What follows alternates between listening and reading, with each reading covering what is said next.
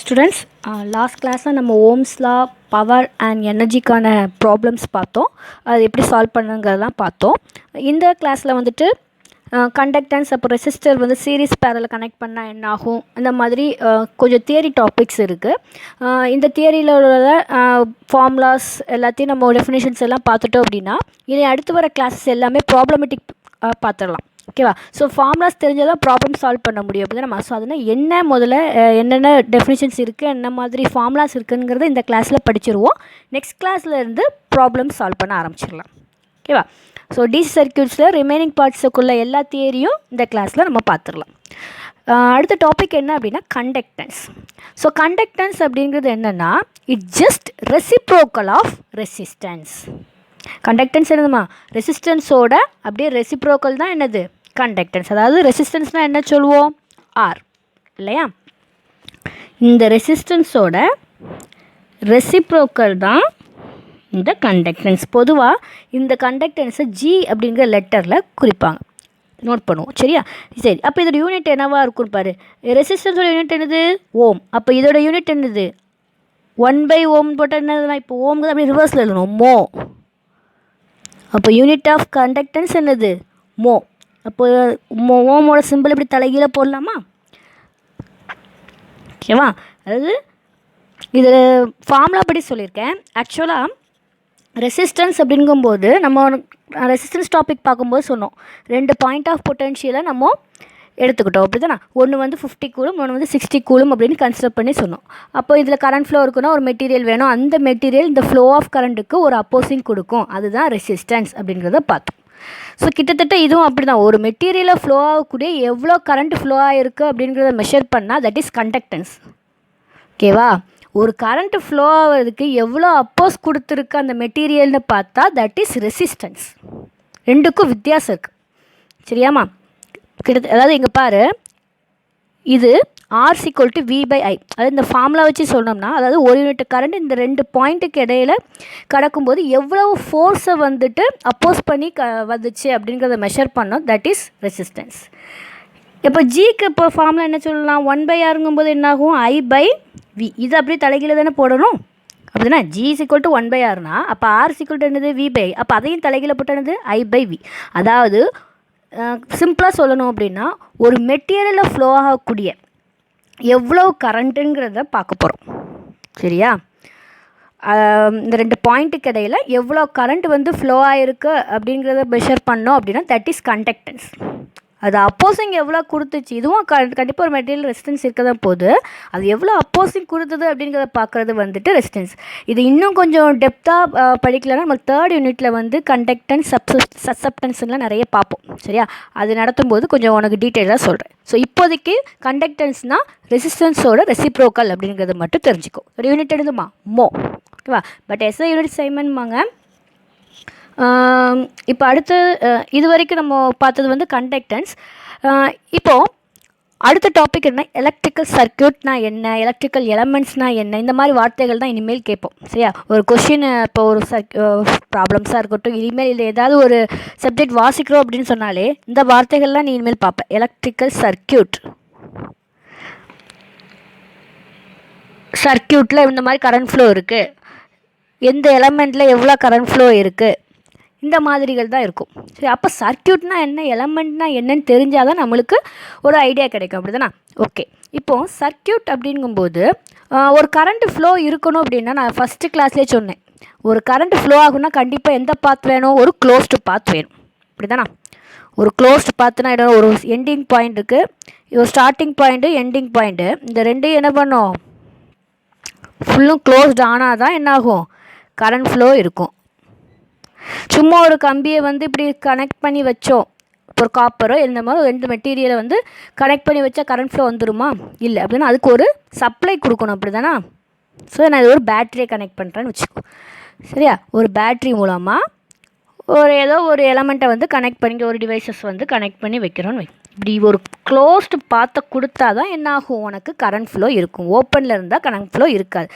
இப்போ ஜஸ்ட் இந்த மாதிரி மட்டும் இப்படி ஒரு எலமெண்ட்டை தனியாக, ஒரு டிவைஸை ஒரு சோர்ஸை தனியாக வச்சா வருமா, வராது. அப்படிதான். அப்போது எனக்கு சர்க்கியூட் வேணும் அப்படி க்ரியேட் பண்ணுறோன்னா முதல்ல அந்த பாத் எப்படி இருக்கணும், க்ளோஸ்டு பாத்தாக இருக்கணும். அதுக்கப்புறம் என்ன வேணும், ஒரு எலமெண்ட்ஸ் வேணும். ஏதாவது ஒரு எலக்ட்ரானிக் எலமெண்ட்ஸை வச்சு தான் என்ன பண்ண முடியும், என்னால் ஒரு சர்க்கியூட்டை க்ரியேட் பண்ண முடியும். அப்போது என்னென்ன மாதிரி எலமெண்ட்டுகள்லாம் இருக்குது அப்படின்னு பார்த்தா 2 டைப்ஸ் ஆஃப் எலமெண்ட்ஸ். ஒன்று வந்து என்ன அப்படின்னா ஆக்டிவ், இன்னொன்று வந்து பேசிவ். ஓகேவா. ஆக்டிவ் எலமெண்ட்ஸ் அப்படின்னா இப்போ ஃபார் எக்ஸாம்பிள் இப்போ நம்ம ஒரு ஷாப் போகிறோம் அப்படின்னு சொன்னால் நம்ம என்ன பண்ணுவோம், நிறைய திங்ஸ் வாங்குகிறோம் அப்படி தானே. ஸோ கடையில் என்ன வாங்குகிற ஒருத்தவங்க கன்சியூமர்ஸ் ஒருத்தவங்க, விற்கிறவங்க ஒருத்தவங்கன்னா இருப்பான் அப்படி தானே. அப்போ அந்த விற்கிறவங்க தான் ஆக்டிவ் எலமெண்ட்ஸ், வாங்குகிற கன்சியூமர்ஸ் பேசிவ் எலமெண்ட்ஸ். இது ஃபார் எக்ஸாம்பிள் நான் சொல்கிறது. அப்போ ஒரு சர்க்கியூட்டில் யார் சோர்ஸ் கொடுக்குதோ, அதாவது இந்த எனர்ஜியை வந்து இந்த சர்க்கியூட்டுக்கு கொடுக்குதோ அது யார், ஆக்டிவ் எலமெண்ட்ஸ். அது யார் கெட் பண்ணுதோ அது யார், பேசிவ் எலமெண்ட்ஸ். ஸோ இப்போ இதை வச்சு நம்ம சொல்லணும்னா ஆக்டிவ் எலமெண்ட்ஸ்க்கு எக்ஸாம்பிள்ஸ் என்ன சொல்லலாம். For active elements example voltage and current source. Voltage and current source இதுதான் உன்னுடைய ஆக்டிவ் எலமெண்ட்ஸ்க்கு எக்ஸாம்பிள். ஓகேவா. பேசிவ் எலமெண்ட்ஸுக்கு பெஸ்ட் எக்ஸாம்பிள் என்னென்னா RLC, that is resistor, inductor, capacitor. இது எல்லாமே நம்ம லேபில் ஆல்ரெடி இந்த எல்லா காம்போனன்ட்ஸுமே நீ பார்த்துருக்க அப்படி தானே. Okay. Voltage source, current source அப்படின்னா அந்த சப்ளை கொடுக்குற அந்த சப்ளை சோர்ஸஸ் தான். ஓகேவா. அது கரண்ட் சோர்ஸ், வோல்டேஜ் சோர்ஸ்னால் இப்போ வோல்டேஜ் சோர்ஸ்னு வையேன், டிசி வோல்டேஜ் சோர்ஸும் இருக்குது, ஏசி வோல்டேஜ் சோர்ஸும் இருக்குது. ஸோ வோல்டேஜ் சோர்ஸ் அப்படிங்கிறத இப்படி தான் ரெப்ரசன்ட் பண்ணுவாங்க. ஸோ டிசியாக இருந்தால் ப்ளஸ் மைனஸ் போட்டு ஒரு பாசிட்டிவ், ஒரு பெரிய கோடு ஒரு சின்ன கோடு. டிசி இது ஏசியாக இருந்ததுன்னா ஒரு ஆல்டர்னேட் சிம்பிள் போட்டிருப்பாங்க. ஓகேவா. ஃபேஸ் நியூட்ரல் போட்டு இது வோல்டேஜ். ஸோ எத்தனை வோல்ட்டுங்கிறத வந்து அங்கே மென்ஷன் பண்ணிப்பாங்க. கரண்ட் சோர்ஸாக இருந்துச்சு அப்படின்னு சொன்னால் ஒரு ஏரோ போட்டு ரவுண்ட் போட்டிருந்தாங்க அப்படின்னா இது கரண்ட் சோர்ஸ். இப்போ எவ்வளோ கரண்ட்டு வந்து இங்கே மென்ஷன் பண்ணிப்பாங்க. இதுவே டவுன் ஏரோ போட்டிருந்தாங்கன்னா கரண்ட்டு கீழே ரிவர்ஸ் டைரக்ஷனில் போகுதுன்னு அர்த்தம். ஸோ இந்த கான்செப்ட் எல்லாமே செகண்ட் யூனிட் வரும்போது உங்களுக்கு நல்ல டீட்டெயில்டாக தெரியும். ஓகேவா. இப்போதைக்கு என்னென்னு தெரிஞ்சுக்கோ. வோல்டேஜ் சோர்ஸ் எப்படி மென்ஷன் பண்ணணும், கரண்ட் சோர்ஸ் எப்படி மென்ஷன் பண்ண. இது வந்து கரண்ட் சோர்ஸ். ஓகேவா. இப்போது ரெசிஸ்டர், இண்டக்டர், கெப்பாசிட்டர்ஸ்லாம் உங்களுக்கு ஆல்ரெடி தெரியும் அப்படிதான். இப்போது இந்த ரெசிஸ்டர், இண்டக்டர், கெப்பாசிட்டர் எனர்ஜி என்ன பண்ணுது, நம்மளுடைய ஆக்டிவ் எலமெண்ட்ஸ்லேருந்து வாங்குது அப்படிதான். இந்த இண்டக்டரும் கெப்பாசிட்டரும் எனர்ஜி ஸ்டோரேஜ் எலமெண்ட்ஸ். எனர்ஜி என்ன பண்ணும், ஸ்டோர் பண்ணக்கூடிய எலமெண்ட்ஸ். ஓகேவா. இந்த ரெசிஸ்டர் வந்து பார்த்தீங்கன்னா எனர்ஜி டிசிபேட் எலமெண்ட், அதாவது வேஸ்ட் பண்ணிடும் எனர்ஜியை. அது யூஸ் பண்ணிவிட்டு என்ன பண்ணும், அந்த எனர்ஜியை ஹீட்டாக வந்து வெளியே வேஸ்ட் பண்ணிடும். பட் இந்த இண்டக்டரும் கெப்பாசிட்டரும் சப்ளைலேருந்து வாங்கக்கூடிய அந்த எனர்ஜியை வந்து என்ன பண்ணும், ஸ்டோர் பண்ணி வைக்கும். ஓகேவா. இது எல்லாமே நீங்கள் வந்துட்டு ஃபஸ்ட்டு செமஸ்டரில் நீங்கள் பேசிக்காக படித்த டாபிக்ஸ் தான். ஓகேவா. இந்த இதில் ஸ்டோரேஜ் பண்ணுற எலமெண்ட்ஸ், இது வந்து டிசிபேட் பண்ணுற எலமெண்ட்ஸ் எல்லாமே சொல்லி கொடுத்துருப்பாங்க அப்படின்னாமா. ஓகே. இப்போது நம்ம ஃபஸ்ட் யூனிட்டில் இந்த 3 RLC இந்த 3 எலமெண்ட்ஸ் தான் வந்து டீட்டெயில்டாக பார்க்க போகிறோம். ஃபஸ்ட்டு வந்து ரெசிஸ்டன்ஸை பற்றி ஃபுல்லும் பார்த்துருவோம். இப்போ இந்த ரெசிஸ்டன்ஸ்கிற எலமெண்ட் உனக்கு தெரியும். இந்த ரெசிஸ்டர்னால் ஒரு சர்க்யூட்டில் ஒரு ரெசிஸ்டர் தான் இருக்கணுமா, நிறைய ரெசிஸ்டர்ஸ் கனெக்ட் பண்ணலாம் தானே. அப்போ நம்ம வீட்டிலையே நிறைய டிவைசஸ் இருக்குது. இப்போ நமக்கு சப்ளைலேருந்து சரி எல்லாமே வந்து இந்த 3 எலமெண்ட்ஸ் தான் மேக்ஸிமம் இருக்க போகுது. ஸோ இந்த ஒரே ஒரு ரெசிஸ்டரை வச்சு நம்ம கனெக்ட் பண்ண முடியுமானா இல்லை. அப்போ இந்த 3ஐயும் வந்து நான் எப்படியெல்லாம் கனெக்ட் பண்ணலாம், இல்லை இந்த ஒரு டிவைஸையே நான் எப்படியெல்லாம் கனெக்ட் பண்ண போகிறேன் அப்படிங்கிறது தான் அடுத்த டாபிக் பார்க்க போகிறோம். ஓகேவா.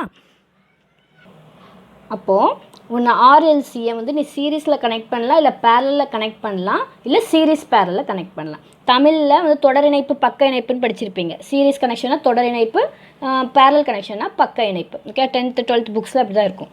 தமிழ் மீடியம் ஸ்டூடெண்ட்ஸ்னால் இருந்தீங்கன்னா தெரிஞ்சுக்கும்.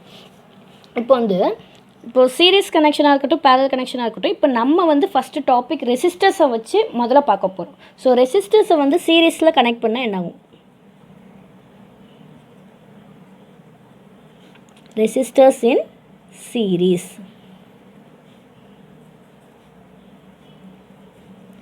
ஓகே.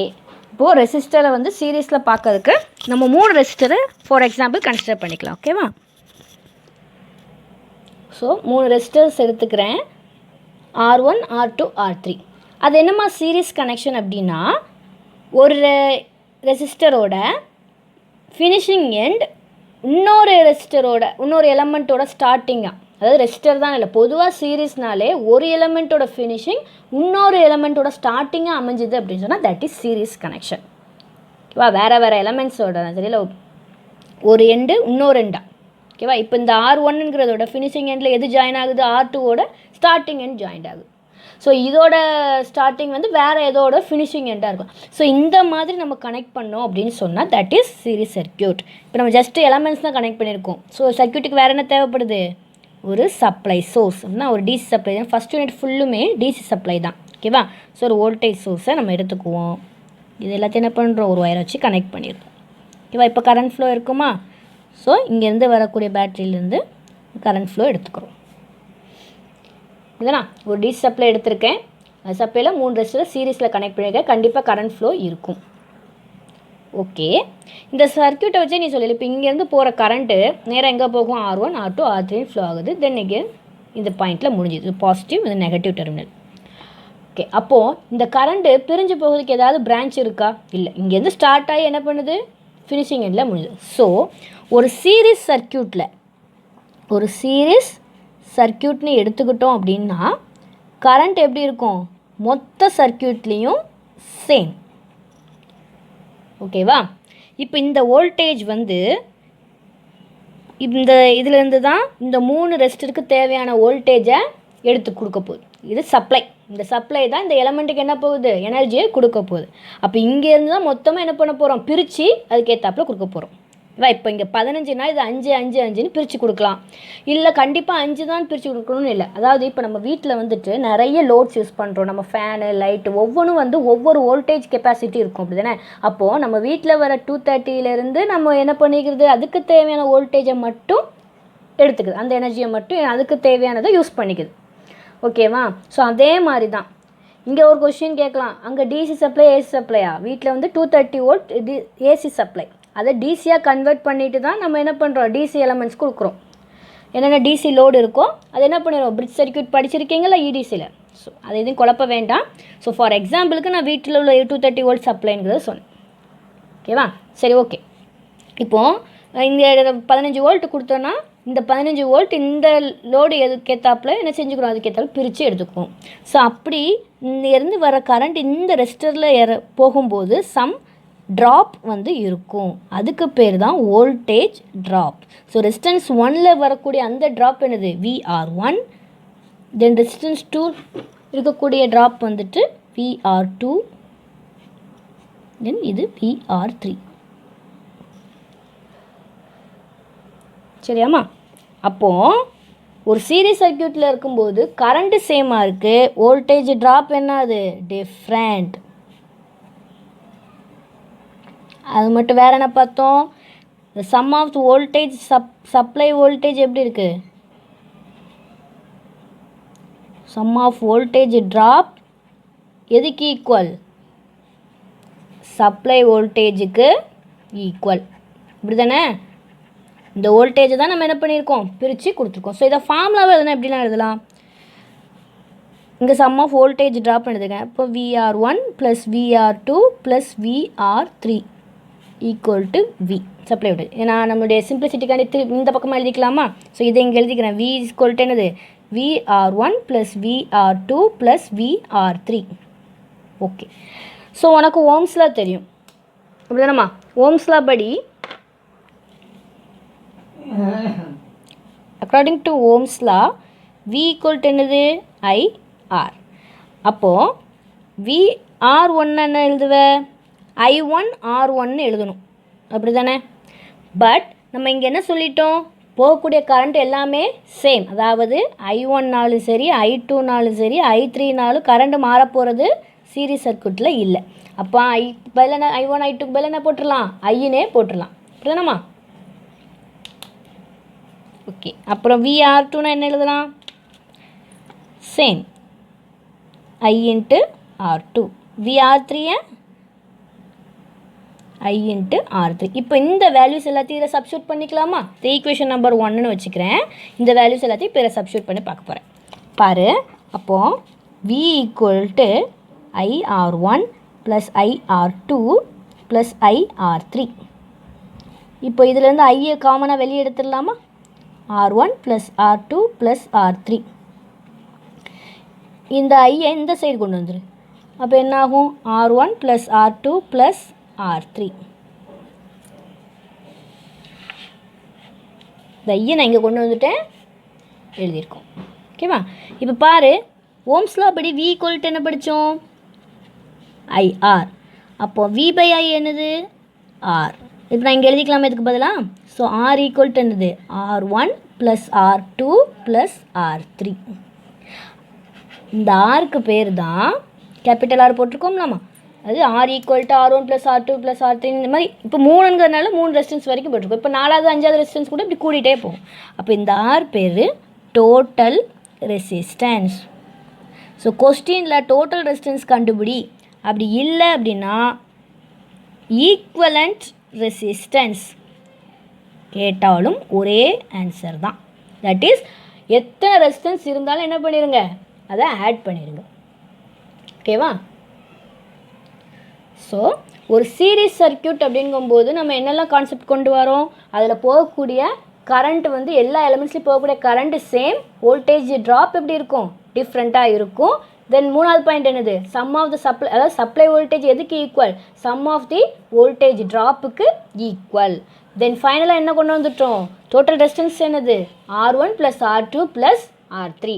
இப்போது ஃபார் எக்ஸாம்பிள் இப்போ ஒரு ப்ராப்ளம் பார்க்கோமே, சிம்பிள் ப்ராப்ளமே பார்ப்போம். இப்போது 3 ரெசிஸ்டர் கொடுக்குறேன், சரியா? இதே சம்பர் 2 ஓம் 3 ஓம் 4 ஓம் 3 ரெசிஸ்டர் கொடுத்துட்டு இதோட டோட்டல் ரெசிஸ்டன்ஸ் என்னன்னு கேட்குறேன். என்ன செய்யணும்? ஃபார்முலா என்னது? இப்போ தானே பார்த்தோம், R1 + R2 + R3. அப்போ என்னது? 2 + 3 + 4 என்ன வரும்? 9 ஓம். இதுதான் ஆன்சர். ஸோ இப்போ நம்ம சிம்பிள் ப்ராப்ளம்ஸ் வந்து இருக்கும். இப்போ 3 மார்க்ஸ் சம் இந்த மாதிரிலாம் இருக்கும்போது இந்த மாதிரி சின்ன இந்த மாதிரி ப்ராப்ளம்ஸாக தான் கேட்பாங்க. ஓகே, இப்போ நம்ம சீரிஸ் சர்க்யூட்டை பற்றி பார்த்தோம் அப்படின்னா, இப்போ பேரலாக கனெக்ட் பண்ணால் எப்படி இருக்குன்னு பார்க்கலாமா? பட் அதுக்கு முந்தி இப்போ இந்த சீரிஸ் சர்க்யூட்டில் நீங்கள் வந்துட்டு வோல்டேஜ் கரண்ட்டு R1 R2ங்கிறது வந்து பேசிக்காக இருக்கக்கூடியது, சரியா? ஸோ ஒன்று இல்லைனாலும் நம்ம ஓம்ஸ் லா படி ஏதாவது கண்டுபிடிச்சிடலாம். பட் நம்ம புதுசாக பார்த்த டாபிக் இங்கே என்னது? அந்த voltage drop VR1 VR2 VR3. இதை எப்படி கண்டுபிடிக்கலாம் அப்படின்னா வோல்டேஜ் டிவிஷன் ரூல் படி கண்டுபிடிக்கலாம். அது எப்படி கண்டுபிடிக்கணும் அப்படின்னா, இப்போ இந்த VR1 பர்டிகுலராக ஏதாவது ஒன்று எடுத்துப்போம். இப்போ இந்த VR1 கண்டுபிடிக்கணும் அப்படின்னாக்க எப்படி ஃபார்ம்லான்னு பாரு. ஒரு ஃபஸ்ட் இதுக்கு சொல்கிறேன், அப்புறம் VR2 VR3 நீயே எழுதிப்பேன். பாரு, எது கண்டுபிடிக்க போகிறோமோ முதல்ல சப்ளை வோல்டேஜை ஃபஸ்ட்டு எழுதிக்கணும், ஓகேவா? சப்ளை வோல்டேஜ் எழுதிக்கணும் இன்ட்டு எந்த ரெசிஸ்டருக்கு அக்ராஸாக கண்டுபிடிக்க போகிறோமோ அந்த ரெசிஸ்டரை எழுதிக்கணும், டிவைடட் பை டோட்டல் ரெசிஸ்டன்ஸ். ஓகேவா? அதாவது இப்போ VR1 கண்டுபிடிக்கணும் அப்படின்னா சப்ளை வோல்டேஜ் என்னது? V, அப்படிதானா? இன்ட்டு இப்போ VR1னா அந்த R1க்கு அந்த ரெசிஸ்டன்ஸ் தானே கண்டுபிடிக்க போகிறோம். ஸோ அந்த ரெசிஸ்டன்ஸை எழுதிக்கணும். இப்போ என்ன வேல்யூ கொடுத்துருக்காங்களோ அதை இங்கே போட்டுக்கணும். டோட்டல் ரெசிஸ்டன்ஸ் என்னது? இங்கே RTனா என்னது? இங்கே சீரீஸில் கனெக்ட் பண்ணும்போது R1 + R2 + R3, இப்போதானே RT, இப்போ தானே பார்த்தோம். So R1 + R2 + R3. புரிஞ்சுதா? இதுதான் வோல்டேஜ் டிவிஷன் ரூல். இப்போ VR2 கண்டுபிடிக்கலன்னா சிமிலர் இதே மாதிரி தான். என்ன பண்ணுவோம்? VR2னா முதல்ல சப்ளை வோல்டேஜ் எழுதிக்கணும். எந்த ரெசிஸ்டர் கண்டுபிடிக்க போகிறோம்? R2ங்கிற ரெசிஸ்டருக்கு கண்டுபிடிக்க போகிறோம். R2 divided by total resistance. Total resistance இங்கே மொத்தம் எத்தனை ரெசிஸ்டன்ஸ் இருக்குது? 3 ரெசிஸ்டன்ஸ் இல்லையா? ஸோ ரெசிஸ்டன்ஸ் சீரீஸ்னு என்ன பண்ண சொல்லியிருக்கேன், எத்தனை ரெசிஸ்டன்ஸ் இருக்கோ அதை கண்ணு மூடி கூட்டிடலாம். ஸோ ப்ராப்ளமில் வந்து உனக்கு வோல்டேஜ் கரண்ட்டு இந்த மாதிரி வேல்யூஸ்லாம் கொடுத்துட்டு இந்த பர்டிகுலர் வோல்டேஜ் ட்ராப் என்னன்னு கேட்பாங்க. ஸோ நீ என்ன பண்ணலாம், அந்த ஃபார்முலா படிச்சுன்னா நீயே சிம்பிளாக எழுதிடலாம், அப்படி தானே? ஸோ இதை நோட் பண்ணிக்கோ நம்ம. இப்போது அடுத்த topic resistors in parallel. Parallel கனெக்ஷன்னா என்னம்மா அப்படின்னா, இப்போது ஒரு எலமெண்ட் இருக்குது அப்படின்னா அதோட ஸ்டார்டிங் எண்டு ஃபுல்லுத்தையும் ஒரு பாயிண்ட்லேயும் அதோட எண்டிங் பாயிண்ட் ஃபுல்லுத்தையும் இன்னொரு எண்ட்லேயும், அதாவது இது ஸ்டார்டிங் இது ஃபினிஷிங் எண்ட்னு வச்சுக்கோ, சரி? ஒரு எலமெண்ட்னாலே 2 எது இருக்கும், ஒரு 2 பாயிண்ட் இருக்கும், அப்படி தானம்மா? ஸோ இப்போ ஒரு ரெசிஸ்டர் அப்படின்னா என்னோட கண்டிப்பாக அது ஒரு 2 டெர்மினல் இருக்கும் இல்லையா? அதோடைய ஒவ்வொரு டெர்மினல் எல்லாத்தையோட ஸ்டார்டிங் டெர்மினல் எல்லாத்தையும் ஒரு பாயிண்ட்லேயும் அதோட ஃபினிஷிங் எண்ட் எல்லாத்தையும் இன்னொரு பாயிண்ட்லேயும் கனெக்ட் பண்ணியிருந்து அதாவது சப்ளையும் இல்லை சாதாரணமாக இந்த இடமே என்னது தான் பேரலல். இப்படி கனெக்ட் பண்ணிட்டாலே அது என்னது பேரலல். ஸ்டார்டிங் எண்ட் ஃபுல்லுத்தையும் ஒரு பாயிண்ட்டு, ஃபினிஷிங் எண்ட் எல்லாத்தையும் ஒரு பாயிண்டில் கனெக்ட் பண்ணிட்டு that is called parallel circuit. ஓகேவா? சேம் அதே சர்க்யூட்டை நம்ம என்ன பண்ணியிருக்கோம், சீரீஸ்லேருந்து பேரலாக மாற்றிருக்கோம். இப்படி தான் பேரலல் சர்க்யூட் வரையணும். ஓகேவா? சரி, இப்போ நம்ம அங்கே பார்த்த அதே கான்செப்ட் தான் இதில். நீங்கள் வந்து வோல்டேஜ் சப்ளை கொடுக்குறீங்க, என்னாகும், கரண்ட்டு வரும். அங்கே பாரு, கரண்ட் வந்து ஒரே ஃப்ளோவில் இருந்துச்சு. பட் இந்த சைடு வந்தோடனே இப்போ இந்த கரண்ட் என்ன ஆகணும், கண்டிப்பாக பிரிஞ்சு தான் ஆகணும். அது ஒவ்வொரு பிரான்ச் அப்படின்னு சொல்லுவாங்க. இது எத்தனையா பிரிதோ அத்தனை பிரான்ச் சர்க்யூட் அப்படின்னு பேர். இப்போ ரெண்டு ரெசிஸ்டன்ஸ் மட்டும் கொடுத்துருந்தாங்கன்னா என்ன ஆகும், 2 பிரான்ச்சாக பிரிஞ்சிருக்கு. இங்கே 3 ரெசிஸ்டர் கொடுத்துருக்கனால கரண்ட் எப்படி பண்ண போகுது, 3 பிரான்ச்சாக பிரிய போகுது. அப்போ ஐங்கிற கரண்ட் எப்படி வரப்போகுது, I1 I2 I3.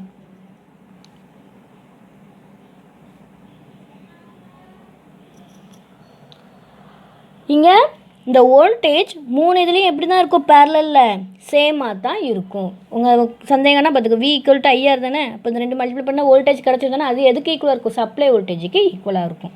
So in parallel circuit, ஒரு பேரலல் சர்க்யூட்டில் வோல்டேஜ் சேம், வோல்டேஜ் ட்ராப் எல்லாமே என்ன இருக்கும், சேமாக இருக்கும். பட் கரண்ட் எப்படி இருக்கும், டிஃப்ரெண்ட். ஓகேவா? ஸோ இந்த கரண்ட் டிஃப்ரெண்ட்னால நம்ம வோல்டேஜ் அந்த சீரிஸ் சர்க்யூட்டில் வச்ச மாதிரி இங்கே கரண்ட்டுக்கும் நம்ம என்ன பண்ணலாம், ஒரு டெரிவேஷன் சால்வ் பண்ணலாம். ஓகேவா? என்ன சொல்கிறேன்னா, the total current flow in the circuit will be equal to என்ன சொல்லலாம், sum of the current flow in each elements in the circuit. அங்கே என்ன சொன்னோம், வோல்டேஜ் வச்சு சொன்னோம். டோட்டல் வோல்டேஜ் ஒவ்வொரு வோல்டேஜ் ட்ராப்புக்கும் வந்து ஈக்குவலாக இருக்கும். அதை சம் பண்ணனா ஈக்குவலாக இருக்கணும். அதே மாதிரி இங்கே கரண்ட்டை வச்சு சொல்கிறேன். டோட்டல் கரண்ட் வந்து எதுக்கு ஈக்குவலாக, ஒவ்வொரு எலமெண்ட்லேயும் போகக்கூடிய கரண்ட்டை சம் பண்ணால் ஈக்குவல், அது கூட்டுறோம். ஓகேவா? Total current equal to sum of the currents in each resistor. Resistor சீரீஸில் கனெக்ட் பண்ண, பேரல் கனெக்ட் பண்ணுறதானே பார்க்கும். அதனால் நானும் இங்கே ரெசிஸ்டன்ஸ் இருக்கேன். பொதுவாக எலமெண்ட்ஸ்னு போடலாம். ஓகேவா? இப்போ டோட்டல் கரண்ட்டை நான் ஐன்னு எடுத்தோம். அப்படி தானேம்மா, எவ்வளோ கரண்ட்டாக பிரிஞ்சிருக்கு, I1 + I2 + I3. ஓகேவா? இப்போது ஓம்ஸ்லாம் நம்மளுக்கு தெரியும். ஓம்ஸ்லா படி ஃபார்முலா என்னது, V = IR. அப்போ I = என்னது, V/R தானே. அப்போது I1 என்ன எழுதலாம், V1/R1 எழுதுவோம். அப்படி தானே. பட் நான் இங்கே V/R1 போடுறேன். ஏன், அந்த சீரீஸ் சொன்ன மாதிரி தான். இங்கே எது சேம், வோல்டேஜ் சேம். அப்போது V1 V2 V3 எதுனால என்ன எழுதிக்கலாம், Vன்னு எழுதிடலாம். ஏன்னா இங்கே வோல்டேஜ் சேம்னு சொல்லிட்டோம்ல. அப்போ V/R1. அப்போ I2 எப்படி எழுதுவோம், V/R2. I3 எப்படி எழுதுவோம், V/R3. இப்போது இந்த ஈக்குவேஷன் நம்பர் 1 சப்ஸ்டியூட் பண்ணலாமா பார். அப்போ I = V/R1 + V/R2 + V/R3. ஓகேவா? இப்போ Vயை மட்டும் காமனாக வெளியே எடுத்துடலாமா. அப்போது 1/R1 + 1/R2 + 1/R3. ஓகேவா? இப்போ இந்த Vயை நான் இந்த சைடு கொண்டு வரேன். ஓகேவா? இப்போ I/V = 1/R1 + 1/R2 + 1/R3. ஸ்டார்டிங்லேயே சொன்ன கண்டக்டன்ஸ் அப்படி தானே, 1/R. IV = IRமா. அப்போ V/I என்னது, R. I/V என்னவா இருக்கும், 1/R. அதைத்தான் நான் இங்கே எழுதியிருக்கேன். ஓகேவா? 1/R1 + 1/R2 + 1/R3. But total ரெசிஸ்டன்ஸுங்கிறது எப்படி எழுதுவோமா, பொதுவாக டோட்டல் ரெசிஸ்டன்ஸ் சீரிஸ் சர்க்யூட்டை நம்ம சொல்லிக் கொடுத்தோம். ஈக்குவல் ரெசிஸ்டன்ஸ்னு கேட்டாலும் சரி, டோட்டல் ரெசிஸ்டன்ஸ்னு கேட்டாலும் சரி, தட் இஸ் RT. அப்போ என்ன செய்யணும், இந்த கண்டுபிடிச்சிருக்க இதுக்கு ஒரு இன்வெர்ஸ் எடுத்தால் கிடச்சிருந்தானே, அப்புறம் தானே R கிடைக்கும். 1/Rலேருந்து R கிடைக்குன்னா என்ன செய்யணும், தலைகீழ போடணும். அப்புறம் அப்போது 1/Rக்கு என்ன பண்ணணும், இன்வெர்ஸ் எடுத்தால் போதும். அப்படின்னா இங்கே என்ன கிடைக்கணும், அப்போது 1/R1 + 1/R2 + 1/R3 the whole inverse. Formula பார்த்து பயப்பட வேணாண்டா. அதாவது ரெசிஸ்டன்ஸ் வேல்யூ கொடுத்துருவாங்க, அது ஒவ்வொன்றுக்கும் என்ன பண்ணணும், இன்வெர்ஸ் எடுத்து வர எல்லாத்தையும் ஆட் பண்ணி என்ன பண்ணணும், வர ஆன்சருக்கு ஒரு இன்வெர்ஸ் எடுக்க போகிறோம், அவ்வளோதான். சரியா? ஸோ இது வந்து 3 ரெசிஸ்டர், இதுவே 2 ரெசிஸ்டர்னா என்ன பண்ணுவோம், 1/R1 + 1/R2 the whole inverse. So எத்தனை ரெசிஸ்டன்ஸ் கொடுக்காங்களோ அதுக்கேற்றப்போ ஃபார்முலா மாறிட்டே இருக்கும். ஓகேவா? பாரு, இப்போ 2 ரெசிஸ்டன்ஸ், அதாவது 2 பிரான்ச் சர்க்யூட். அங்கே 3 இருந்தனால 3 பிரான்ச் சர்க்யூட், இங்கே 2 இருக்கிறனால 2 பிரான்ச் சர்க்யூட். இதோட டோட்டல் ரெசிஸ்டன்ஸ் கண்டுபிடினா என்ன எழுதுவேன், RT = என்ன எழுதுவோம், 1/R1 + 1/R2 the whole inverse. ஓகேவா? ஸோ சிம்பிளாக படிக்கணும்னா இதை வச்சு நம்ம மனப்பாடமாக படிச்சிடலாம். இதில் 2 எலமெண்ட்ஸ் மட்டும் இருக்குது அப்படின்னு சொன்னால் அதுக்கு வேறு ஃபார்முலா சிம்பிளாக படிக்கிறது.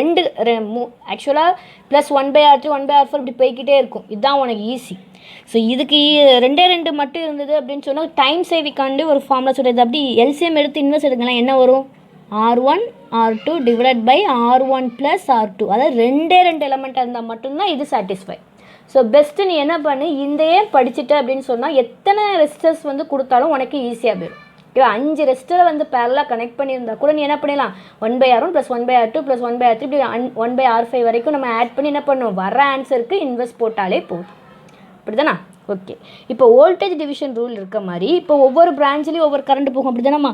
இப்போது இது I1, இது I2. இப்போ நான் சப்ளையோட கனெக்ட் பண்ணியிருந்தேன் அப்படின்னா என்னாகும், இதில் போகக்கூடிய கரண்ட் ஐங்கிறது 2 கரண்ட்டாக பிரியும், அப்படி தானே? I1 I2. இப்போது இந்த I1 I2வை எப்படி கண்டுபிடிக்கலாம், அதுக்கு ஃபார்முலா இருக்குது.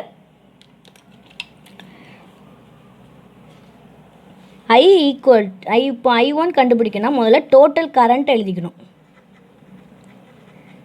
போட்டு இன்ட்டு எந்த ரெசிஸ்டருக்கு கண்டுபிடிக்கிங்களோ அதுக்கு ஆப்போசிட் ரெசிஸ்டன்ஸ் எடுக்கணும். அங்கே வந்து சேம் ரெசிஸ்டன்ஸ் எடுத்தோம், இங்கே என்ன செய்யணும், ஆப்போசிட் ரெசிஸ்டன்ஸை எடுத்துக்கணும். Divided by total resistance. இங்கே தான் நீ என்ன தப்பு பண்ணுவேன், டோட்டல் ரெசிஸ்டன்ஸ் ஒன்றா கூட்டிடக்கூடாது எல்லாத்தையும். இங்கே டோட்டல் ரெசிஸ்டன்ஸ் என்னது, பேரலல் சர்க்யூட். பேரலுக்கு நம்ம என்ன படிச்சிருக்கோம், ஃபார்முலா 1/R1 + 1/R2 + 1/R3. இப்படி எத்தனை போடுறாங்களோ அவ்வளோத்தையும் ஆட் பண்ணி அதுக்கு இன்வெர்ஸ் எடுத்து என்ன பண்ணணும், பதிலுக்கு ஒரு இன்வெர்ஸ். ஓகே, ப்ராப்ளம் நடத்தும் போது உனக்கு தெளிவாக புரிஞ்சிடும். ஓகேவா? இப்போ பாரு, I1 கண்டுபிடிக்கிறேன், அப்போ என்ன செய்யலாம், total current I into opposite resistance என்னவாக இருக்கும், I1க்கு நேராக ஆப்போசிட் என்ன இருக்குது, ரெசிஸ்டன்ஸ் R2. இங்கே என்ன பண்ணும், R1ஐயும் R2க்கும் பேரலல் ரெசிஸ்டன்ஸ் கண்டுபிடிக்கும். அதுதான் I1 கண்டுபிடிக்கிறதுக்கு மெத்தட். சரியா? இப்போ I2 இதே மாதிரி சிம்லர். இப்போ 2 பிரான்ச்னால ஈஸியாக போச்சு. இதுவே 3னா அடுத்து இதே மாதிரி கண்டுபிடிக்கலாம். ஓகேவா? ஸோ அந்த அளவுக்கு பெருசாக சம் கேட்க மாட்டாங்க.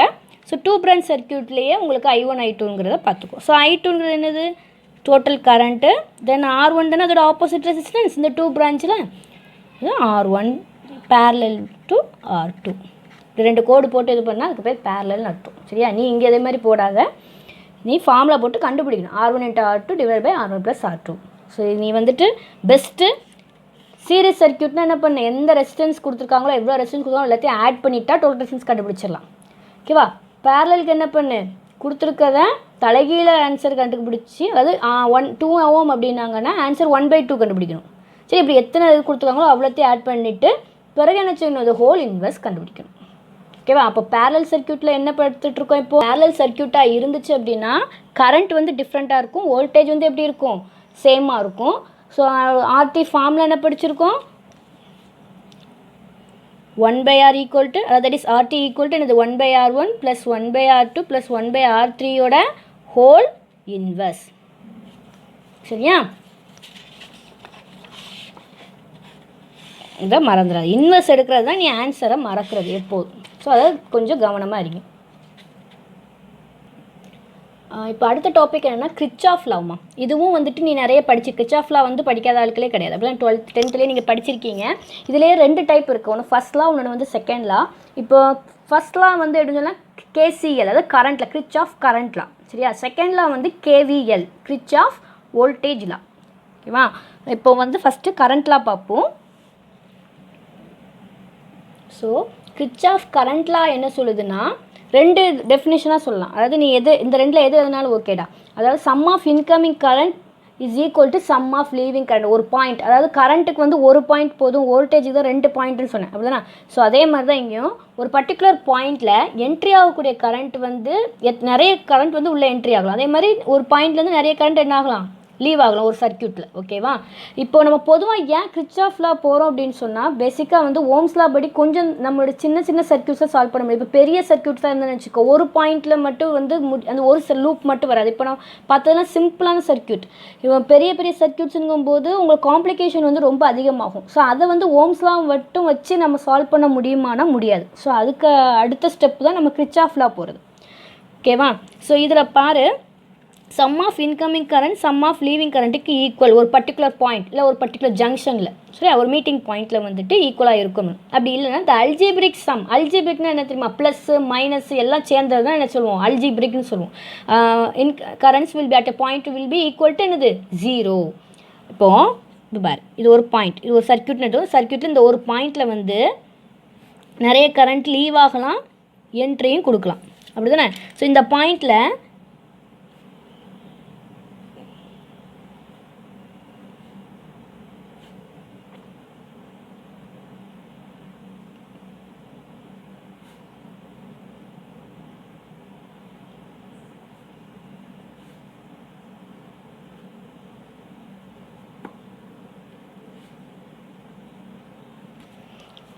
இது ஒரு ஏங்கிற பாயிண்ட் வச்சுக்கோ.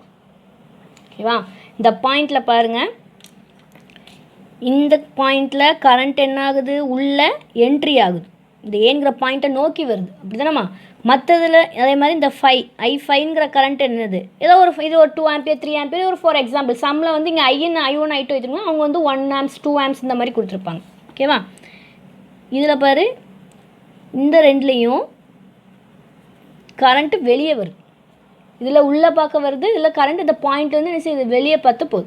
ஸோ இன்கம்மிங் பொதுவாக ஒரு பாயிண்டில் வந்து உள்ளே வரும்போது என்னாகும், உனக்கு ஒரு பாக்ஸை வந்து உள்ளே போட என்னாகும், அதோட எண்ணிக்கை கூட தான் செய்யும். ஸோ இன்கமிங் கரண்ட் எப்போதுமே பாசிட்டிவ் கரண்ட்டாக இருக்கும். ஒரு பாயிண்ட்லேருந்து லீவ் ஆகக்கூடிய கரண்ட், அவுட் கோயிங் கரண்ட் எப்படி இருக்கும், நெகட்டிவ் கரண்ட்டாக இருக்கும். ஓகேவா. இதை மறந்துடாது. அப்போது sum of incoming current will be equal to என்னது, சம் ஆஃப் லீவிங் கரண்ட்.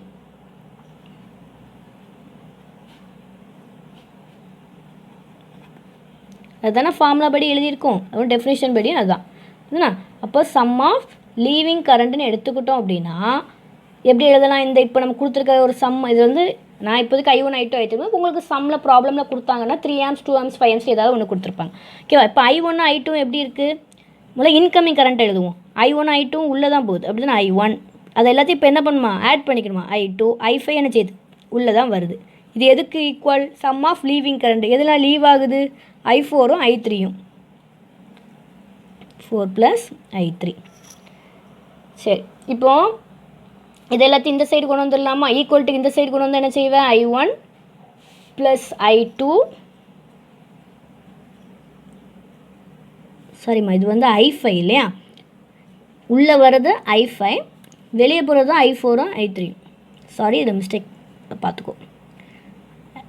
இப்போ இது உள்ள இங்கே இந்த ஈக்குவல்ட்டுக்கு இந்த சைடு வரும்போது என்ன ஆகும், -I4 - I3 = 0. ஈக்குவல்ட்டுக்கு இந்த சைடு கொண்டு வந்து இப்போ உன்னுடைய ரெண்டாவது டெஃபினிஷன் வந்துருச்சா. த அல்ஜிப்ரிக் சம் ஆஃப், அல்ஜிப்ரிக்னு சொன்னேன் ப்ளஸ் அண்ட் மைனஸ் கரண்ட்ஸ், அப்படின்னா. ஸோ ப்ளஸ் வரணும் மைனஸ் வரும். The algebraic sum of all the currents will be equal to என்னது, 0.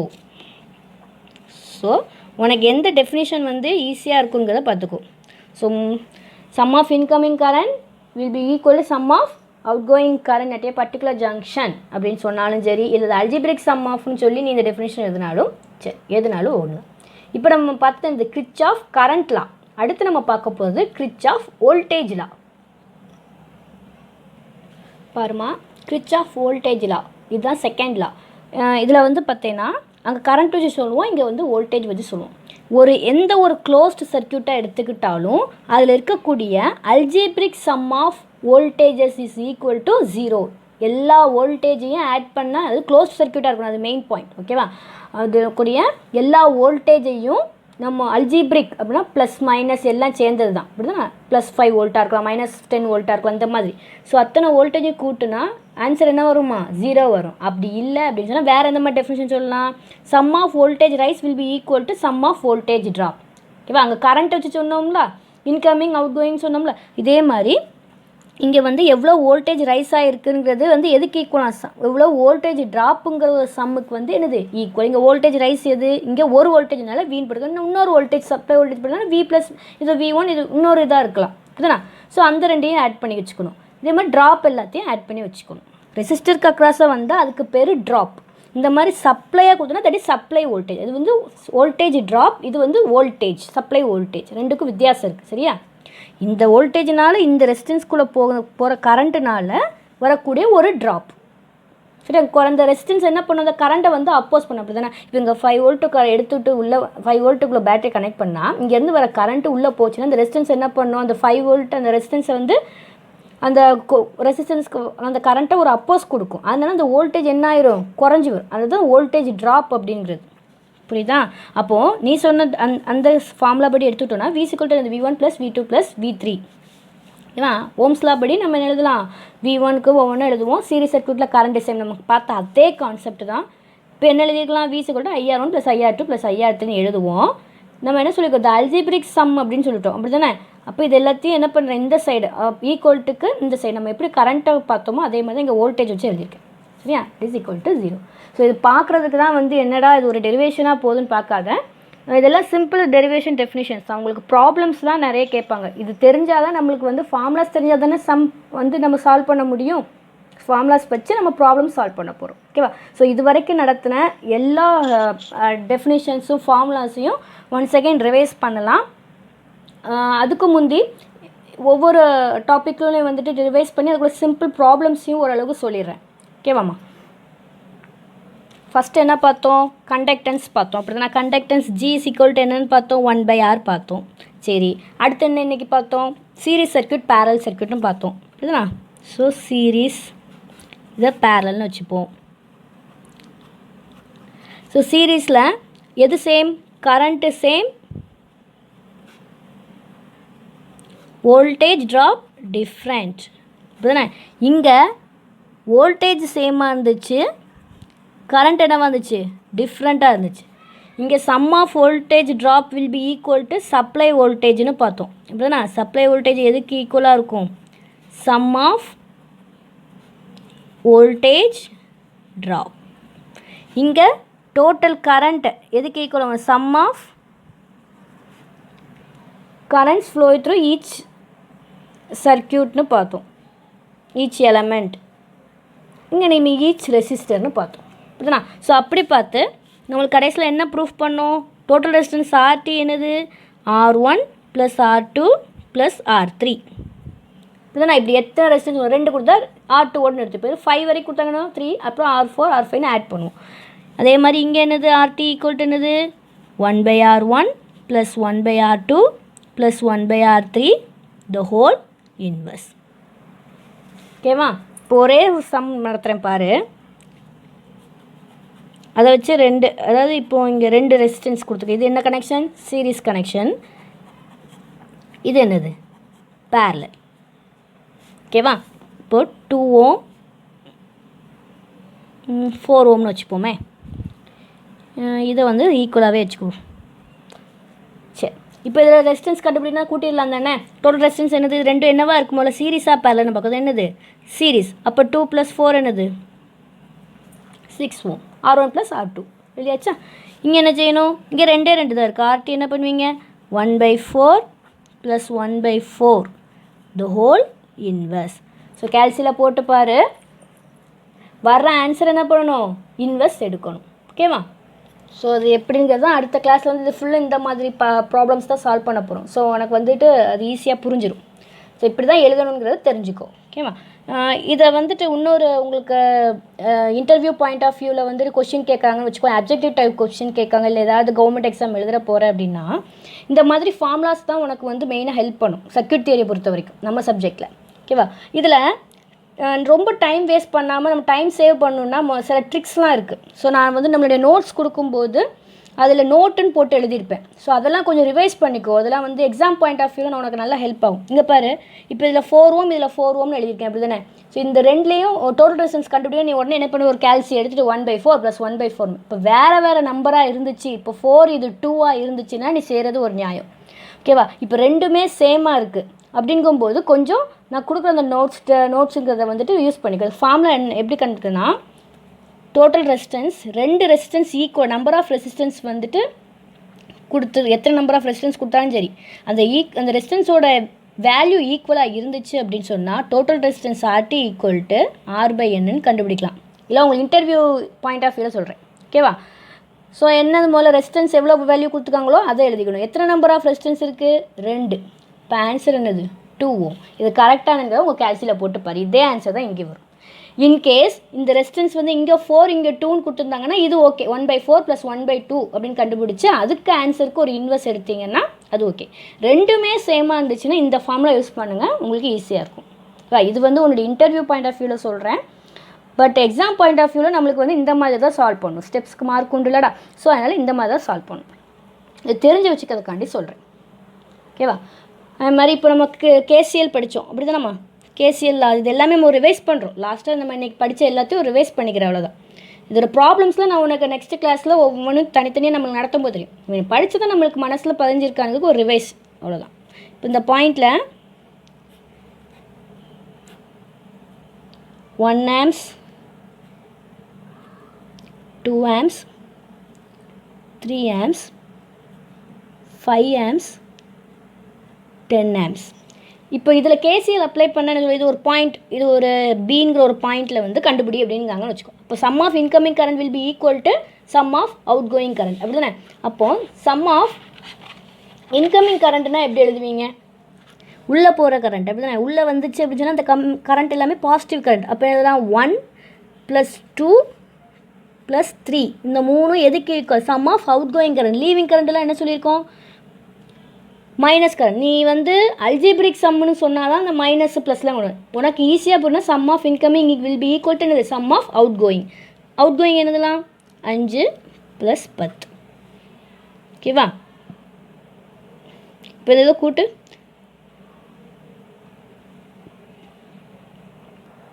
ஸோ இப்படி தான் கண்டுபிடிக்கணும். இதெல்லாம் வந்துட்டு சிம்பிளான ப்ராப்ளம்ஸ் தான். ஓகேவா? இவனுக்கு தெரிஞ்சுக்கிறதுக்காண்டி நான் கொடுத்தேன். இதுவே நம்ம இப்போ லாஸ்ட்டாக கேவிஎல் பார்த்தோம், அப்படி தானே? இப்போ கேவிஎல் என்ன கொடுத்துருந்தாங்க? இப்போ இந்த மாதிரி ஒரு சர்க்யூட் கொடுக்குறாங்கன்னு வை.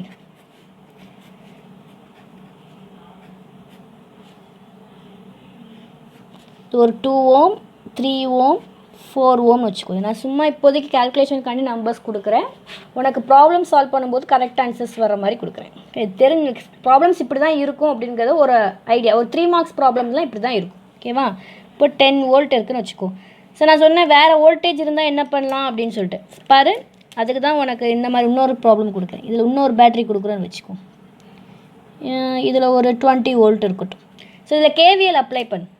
கேவிஎல் அப்ளை பண்ணும்போது என்ன பேட்ரிஸ் இதுலேருந்து ஸ்டார்ட் பண்ணும். சரியா?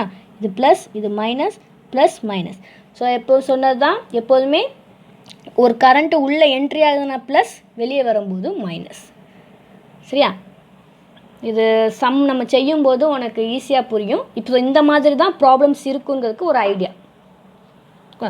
ஓகே, இது வரைக்கும் உனக்கு சீரிஸ் பேரலல் புரிஞ்சதுலாமா? ஸோ கிர்ச்சாஃப் லா வந்துட்டு அடுத்த ஒரு 10 மார்க் கொஷினாக வரும் பின்னாடி நம்ம அடுத்த கிளாஸஸ் நடத்தும் போது உனக்கு நல்லா இன்னும் கிளியராக புரியும். ஓகேவா? இது வரைக்கும் நடத்துனது புரிஞ்சிருக்குன்னு நினைக்க. புரியலன்னா வீடியோ வந்து திருப்பி பாரு. ஏதாவது டவுட்ஸ் இருந்தால் நம்ம கூகுள் கிளாஸ் ரூமில் வந்துட்டு நீ உன்னுடைய டவுட்ஸை கிளியர் பண்ணிக்கோ. ஹோம்ஒர்க்ஸ் எல்லாம் இது வரைக்கும் கொடுத்தது எல்லாத்தையும் அந்த டேட்டில் சப்மிட் பண்ணிடுங்க. ஓகேங்களா? ஸோ இன்றைக்கி நடத்துனதோட தியரி நோட்ஸ் எல்லாமே நம்மளுடைய கூகுள் கிளாஸ் ரூமில் வந்துட்டு உங்களுக்கு நான் பிடிஎஃபாக கொடுக்குறேன். ஏன்னா இன்றைக்கி இப்போது ரொம்ப லென்த்தாக போகும். ஓகேவா? தமிழ் நோட்ஸ் அண்ட் இங்கிலீஷ் நோட்ஸ்னு எழுதுனா இன்னும் கொஞ்சம் டைம் இழுத்துரும். ஸோ அதனால் உங்களுக்கு வந்து பிடிஎஃபாக நான் உனக்கு கன்வெர்ட் பண்ணி உனக்கு இந்த தியரிக்கு மட்டும் நான் நம்மளுடைய கூகுள் கிளாஸ் ரூமில் போடுறேன். அடுத்த கிளாஸஸில் வர ப்ராப்ளம்ஸ்லாம் நீ அப்படியே நான் சொல்ல நீ எழுதிட்டு வந்துடலாம். இதுக்கு முந்தின கிளாஸஸ் மாதிரியே உங்கள் நோட்டில் அப்படி கன்டினியூ பண்ணிக்கோங்க. ஓகேம்மா?